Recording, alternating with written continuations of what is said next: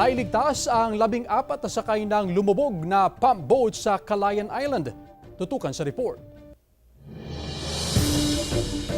Nailigtas ang 14 na katao na sakay ng pump boat na aksidenteng lumubog sa karagatan sa bahagi ng Ensenada Point na Gilian, Camiguin Island, Calayan, Cagayan. Sumaklolo ang tropa ng Coast Guard mula sa Camiguin, Calayan at Claveria dahilan para masagip ang mga sakay. Hindi na sila pinangalanan ng PCG. Nanghiram pa ang PCG ng mga bangkang demotor na ginamit sa rescue operation. Nang masagip, dinala sa Rural Health Unit sa Camiguin para masuri ang kanilang kalusugan. Lumubog ang sinakyan nilang bangka nang makasalubong ang naglalakihang mga alon sa dagat na dala ng masungit na panahon. Nakabalik din lahat sa Camiguin ang mga sinagip.